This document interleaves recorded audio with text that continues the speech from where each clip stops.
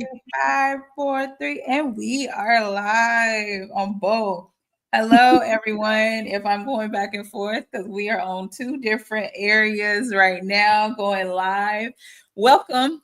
Happy Sunday to everyone. My name is Candice, but I go by Coach C, and this is Sunday, where I get to introduce another one of our speakers that will be presenting at Intentional Conference. If you don't know what Intentional Conference is, it's located here in San Diego for Black women who are in leadership, thinking about getting into leadership, have some extra seasoning in leadership because you have some years under your belt. This is all for you, where we're going to be discussing how you become, how you actually embrace your identity as a Black woman, your health, your mental health, your hair health, your fashion, and your finances, because in 2025, it is all about getting the bag as well. And so over the last few Sundays, I have been introducing my keynote speakers. And so today, drum roll, please. It is Akia. Hey, y'all. So we are doing something totally different this time. We are live streaming on all platforms and live on Instagram. All right, Kia, are you ready? I think so. I hope so. All right, so let's just go ahead and set this whole tone. If you were going on a road trip tomorrow, what is your one snack that you got to have in the car? I'm gonna have my sunflower seeds. The sunflower seeds are the car snack. Sunflower, salted, not salted. Reduce sodium because I don't need all that salt. And we're in the car, so my feet and some water to balance all the salt and the sodium happening. You know, that's what I used to eat those back in the day. And yeah, I don't know the last time I had a sunflower seed. What about a sunflower seed is that your go-to road trip snack? It's like the salty, it's the convenient. It also don't have no carbs. Like that part. And then maybe, the sunflower seeds are perfect. That's what needs to happen. Yeah. Okay. So if you were driving across country, what's your playlist vibe? Like are we talking R&B? Are we talking gospel, something else? What's your whole vibe when it comes to your playlist? So first I'm gonna need some worship music because I need to worship. And then like you gotta switch it up. So then it's like I need some R&B vibes. Then like the kids are acting up. So then I need the serious worship, like take me in so that I don't take them in. There has to be a switch up. Like that type of thing. If I need to stay up, I might need some rap music, like because I need some rap music that I can like sing and yell along with. So yeah, the playlist is depending on what's happening. So are we talking this like 2000s rap, 90s rap? Are you talking about now?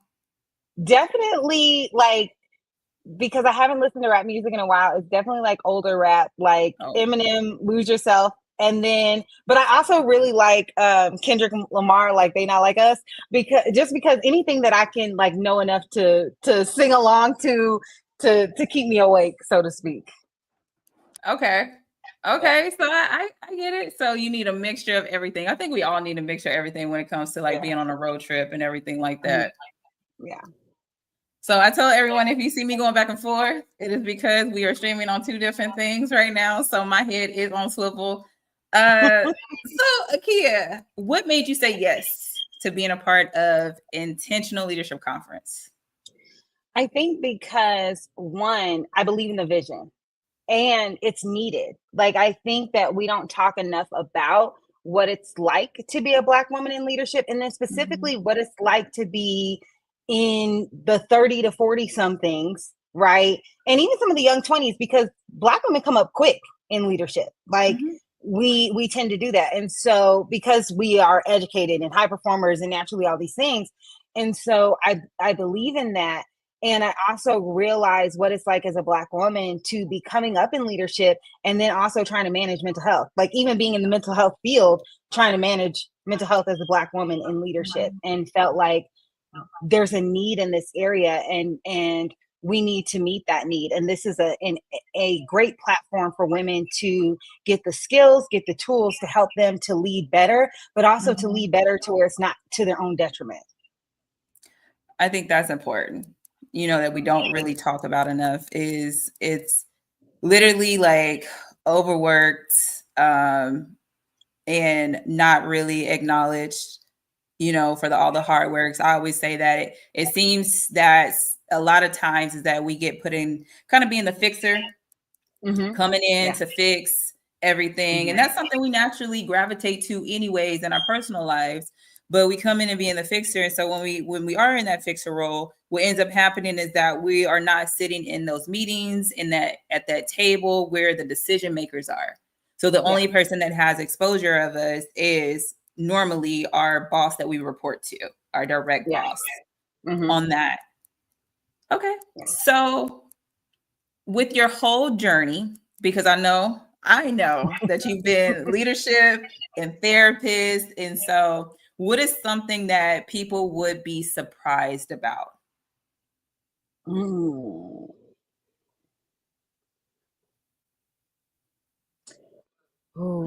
I don't know. I think maybe that in every role, at some point as a leader, there were times where I needed to shut my door and like cry, like, and just be like, what have I done? Right? Like, what, like the moments of crying of like, what have I done? And then, and also I think it's understanding for those that are under leaders, and then also for those that are over leaders, I don't think anybody takes a job and is like, I want to underperform and do terrible. Yeah. Like, that's what people are doing. They're getting this job or they're getting this position because they want to do well, because they want to advance, because they want to succeed. And it's a hard thing when you want to succeed and you want to do well and you want to grow and you want to be great. And it just seems like you're hitting obstacle after obstacle after obstacle, yet there's not necessarily opportunities to do better. And then the people that are supposed to help you do better want to hold you accountable, but they don't want to hold themselves accountable. And I think that's a huge problem in today's society, and a huge issue with leaders is, if we want the people underneath us to be accountable, we need to be willing to be accountable too. And that means being accountable not only to, the people that are above you, but also being accountable to the people that you lead. And I guess this is in the therapy industry, this lingo here. Let's unpack that a little bit. Is there a like unexpected pit stop of a story that happened to you that made you come to that conclusion? Yeah.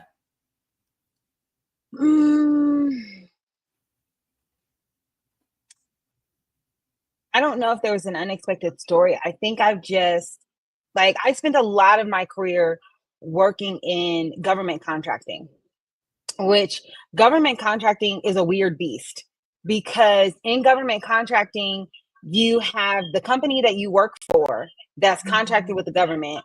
And so you work for that company, you have a boss that's for that company, but you typically are working with government counterparts too, that is your customer, as well as the people that you're serving and that you're doing your job for are your customers too. So you kind of have two sets of customers and two sets of bosses at the same time. And so when you're in this position where you have two sets of bosses and two sets of customers, it puts you in a unique position to realize, like, if all the parts aren't communicating well, and if all the leaders aren't leading well, it can lead to a lot of angst and frustration. Like, and it can lead to a lot of unrest in employees, a lot of unrest in middle management. It can lead to a lot of and frustration and spinning your wheels and unnecessary mental, health challenges, because we're in this position where we have all of these moving parts and the communication is not happening well, and there's not a leadership cohesion, and that lack of leadership cohesion leaves the people serving in a rough position where they love what they do, but they don't love what they have to do to be able to do what they do. you know. Ooh, Mm. that's a whole word right there. Because it is like, you know, you don't get into leadership Mm-hmm. expecting not to have that. Yeah. Your expectation, especially if you are an aspiring leader or if you are already in leadership for, you know, you're brand new to it, your Mm-hmm. expectation is that you're going to have that. You're going to Yeah. have that support. Mm-hmm. However, when you get there, it's not necessarily always there, especially I can't really talk about, you know, with other cultures or anything like that, but particularly because of my experience as a Black woman, I see it quite often that that support always doesn't trickle down to us. Yeah. Yeah. Yeah. It's almost like you are expected to succeed, but not necessarily given the tools to succeed, right? Like that's the expectation is succeed. The expectation Mhm. is lead. The expectation is do well, right? Mhm. But it's like, do I have all the tools to do well? Do I have all the materials? Do I have the people? Do I have the knowledge base? Do I have the support? Right. So it's Mhm. like on one instance, your expectation is for me to succeed. But if there's anything that I need from you in order to help my success, it's not there. And Yeah. then if I don't succeed, now I'm punished and now I'm stuck. Yeah. And that's the worst thing career wise is to be stuck because you haven't been set up for success. And the reality is, you had the ability, Mhm. you had the capability, you may have had the knowledge, but you may not have been given all the materials. You may not have been given clear communication. You may not have been given guidance. You may not have been giving, I mean, let's be honest, what you're offering Coach C is you may not have been given the coaching that you need in order to excel and succeed in leadership the way that you can. And oftentimes, unfortunately, mid-level leadership is a scapegoat. Like, I you always didn't perform well say enough. they get the short end of the stick because Yeah. you're trying to navigate and make sure your boss is good, but then you're trying to navigate and make sure your team is good, but then everyone is always, especially when you go top down, you're Yeah. all top down is always worried about bottom, but you Mm-hmm. never think about the middle that's Yeah. in there. Even with you Mm-hmm. talking, when you talk about like the tools and the resources not being had, I remember this one time at one organization where we had temp employees during Mm-hmm. our high volume season, and as soon as it was done, it was like in their cut. However, Mm-hmm. that communication was not communicated at my level. So here it is, I'm coming in and I'm the tenure one. Yeah. I'm the tenure one in the role. Someone is brand new in the role. He's not really understanding how to navigate. So now I'm sitting here having to have these difficult conversations with those people that were let go Mm-hmm. and to be their emotional support. I happened to even meet one of them after some years where they were Yeah. like, thank you for being so kind to me. But that's not Mm. something that someone teaches you. That's not something that No. people teach you when it comes to leadership. It's something that you unfortunately learn over time because Mm-hmm. that's the pieces when it comes to the leadership and the coaching that's not Mm-hmm. necessarily in there. Yeah. Yeah. No. And I think even like when I transitioned to leadership and mental health, one of the things that like I realized is like, okay, like I'm not actually, in that time and in that position, I wasn't out there like working individually with clients. Like I wasn't seeing clients. I was working with my team that was seeing clients. And so it's kind of like I had to be their therapist while they were out in the role, but also I'm your boss. And so Mhm. while there's a part of me that wants to help you, I also have metrics that I need you to meet. and Mhm. and I need you to meet these metrics, because if you're not meeting these metrics, then I've got the powers that be, above me coming at me like, why is your team not handling what it is that needs to be handled? And then also I'm trying to help you develop so that you can do what you need to do. So I'm trying to help you develop while I'm trying to help me develop, while I'm also trying to meet these metrics that are coming at me, right? And so it's understanding that leaders are in development while they're trying to develop the people underneath them. And often companies don't have space to help the leaders develop, because to be honest, most companies are just really developing the space for employees to develop. And Yeah. so if you barely have space for employees to develop, where's the space for leadership to develop, right? And then when you want leadership to develop, is there a way for them to develop, and where you talk about character, right? And where we talk about caring for people while we are getting them, to the performance that they need to get to, right? Mhm. And there has to be a weird balance in that, because I remember, like, I had this employee that I truly wanted her to exceed, because I knew that she truly wanted to succeed, right? Mhm. And I knew that she really wanted this role and that she really wanted to do well, yet she wasn't meeting the metrics, and she kept falling behind. And I mean, and she was falling behind to her detriment, and it was bad, you know and having to have a conversation with upper leadership, like, okay, what are we going to do? Because we've done this performance improvement plan, and we've done all these steps, and we've tried to help her, and we've given her different tools, and we tried different things. And like, I can't, I don't have the space as a leader to go sit and walk through a day with her, which is what I would have loved to do, to have the space to like walk through a day with her and see if we could, change or move her performance. But it just didn't work. And at the end of Mhm. the day, it was, now it's time for you to be let go. And we're warning you that it's coming, so that maybe we can help you find something in a different area or with a different set of requirements so that you can excel, right? Mhm. And there's a way to do that that can leave a person feeling more devastated, and there's a way to do that that can leave a person feeling like, this is not the end of my world. Yeah. Because in American culture, we know that like what you do is like your status or who you are, and it shouldn't be that way, yet it often is that way. And so being able to tell people like, hey, this is not a good fit for you, and still show that you care for them as a person. And a lot of times in leadership, people don't do that. We don't show care for your personhood.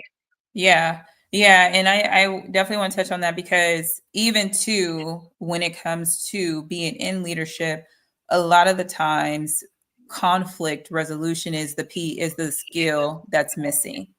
Yeah. And most people don't do well with conflict, because you as a therapist know, what is it? Fight, flight, fear, like all that. They do all of Fight, that. flight, fear, attack, submit. There's five. Yes, We have there's five five. autonomic Yes. defenses. All, Yes.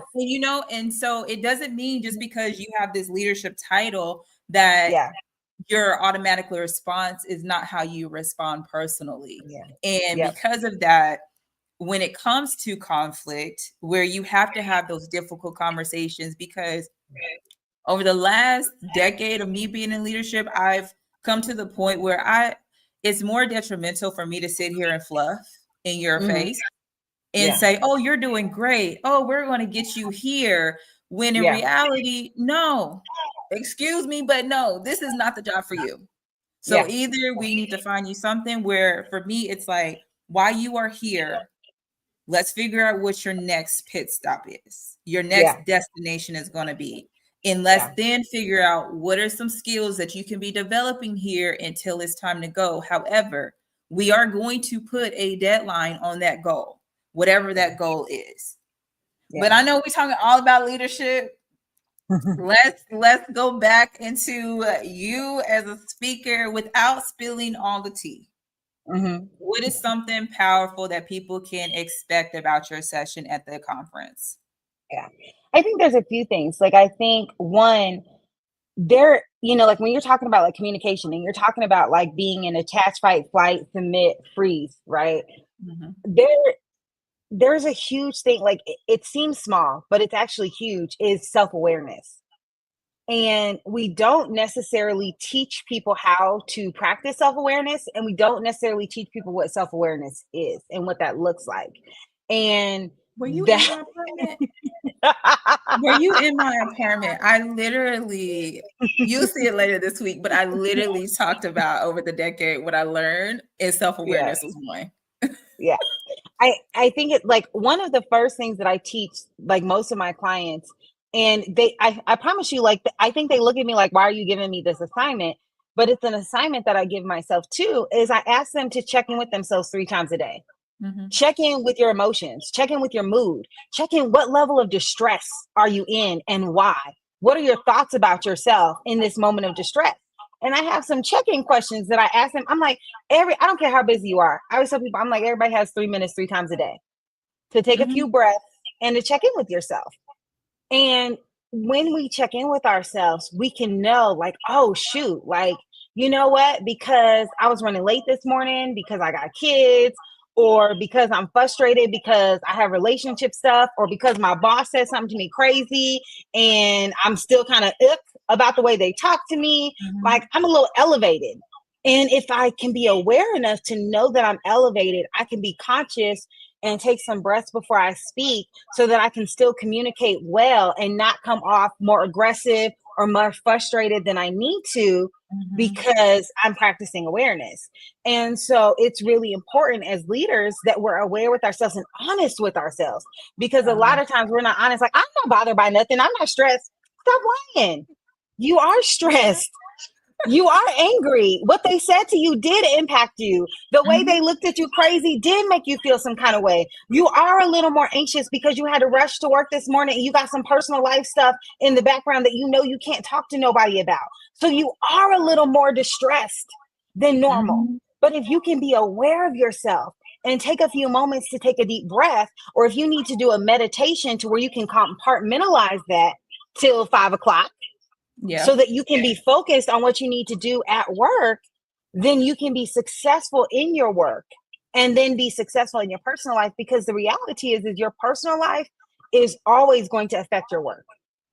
It And just vice is, versa. because you're a whole person. Yeah, exactly. And so if you can be aware enough of yourself to understand that effect, and be Mm-hmm. aware enough of yourself to understand that impact, then you can make sure that you respond accordingly. Yeah. And so that's important.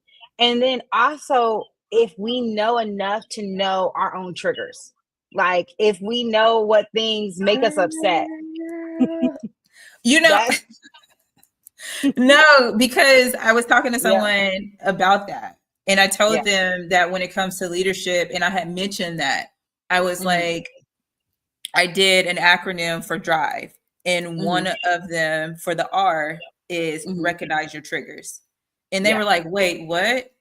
Yes, you're absolutely right. Because if yeah, somebody writes me an email mm-hmm, and I may be in a mode where I'm a little bit high yeah, because I was frustrated that I maybe didn't get my workout in the morning and I had to mm-hmm, rush and do everything that you just said, yeah, I may read that email as, I always tell people that I can go out and I could tell you, girl, the sky is blue. mm-hmm, Or the way I could take it is, girl, the sky is blue. Like, it just depends on what yeah, mood I'm yeah, in and why am I reading this. But recognizing triggers, I think you are about to hit something so important when it comes to yeah, leadership.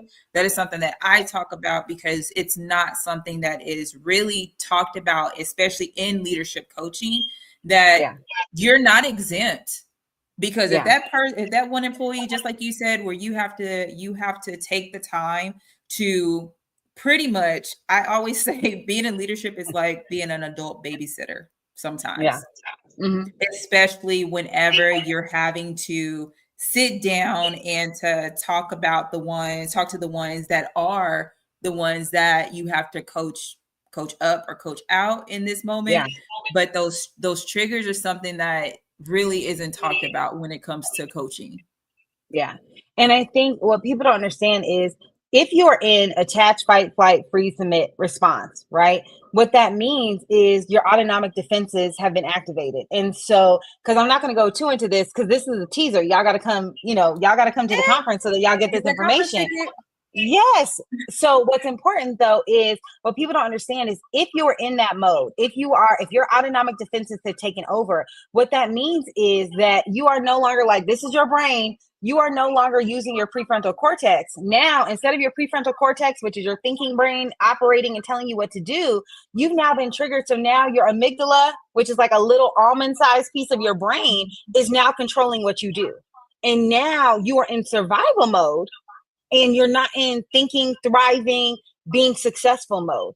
And so we have to be able to be aware again enough to know when we've been triggered and when we are operating based on our autonomic defenses instead of operating with our thinking brain, right? Because we do a whole lot better when we're operating out of our thinking brain. And so one of the things that I'll be bringing is to talk about how do we get out of our autonomic defenses and back into our thinking brain, right? How do we one, not just be aware of when we are operating based on those autonomic defenses, but then how do we get out of that mode and get out of that mode quickly so that we can operate with our full capacity in our thinking brain? And that's what's important, is to be able to think clearly, communicate clearly, and do what needs to be done, and not allow our nervous system to have us in survival mode that will always get us in trouble and responding and reacting really in a way that is not helpful, instead of responding as the educated leaders that we are. So that part. That part, girl. That part. Yeah. All right, because I know we are over time, but I wanted to end this out to see if you could be a car, any car, what would it be? Okay, if I was a car, I am going to be like a 1995, either a 1995 Ford Mustang Candy Red, or the Cherry. Chrysler Baron convertible Candy Red, still 1995. The shape, right? The shaping of cars then was just a little more sexy, right? But it has some complexity to it, and some speed and some sleekness. Like, I can speed, you can take my top down. I got some good energy. So that's what I'm bringing to the table. I'm that 1995 nice Candy Red convertible. Some spice and some sweet, and the ability to rest too, because it's a car that you can zoom in, and it's a car that you can rest by the beach and relax. So I like that mixture and that complexity.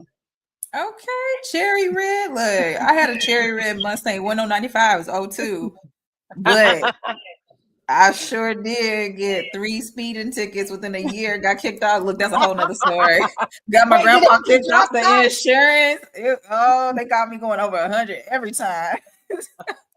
Yeah, that is like my dream car when I ain't got no more kids at home, is I'm gonna be in a Candy Red convertible. Listen, but I'm gonna drive the speed limit even though it's hard. Girl, and look, and I was 8. I know I was 19 when I had it, so they kicked us smooth off that insurance. Said I was a liability. But Yeah. hey, you live and you learn. You live and you learn. All You right, do. y'all.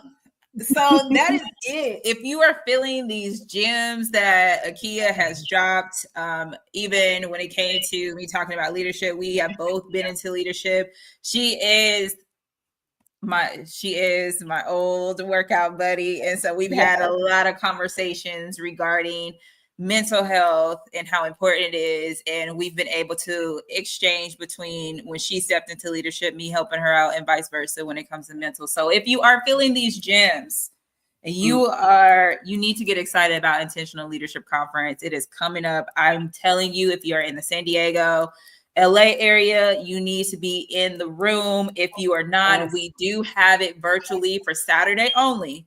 We do have it virtually, and this is where Akia is going to be talking on Saturday, available too for you as well, because this is going to be a game changer. It is all about Black women that are in leadership, whether you are aspiring to be a leader, you just stepped into leadership, or you got that season under the belt, like I just told you earlier.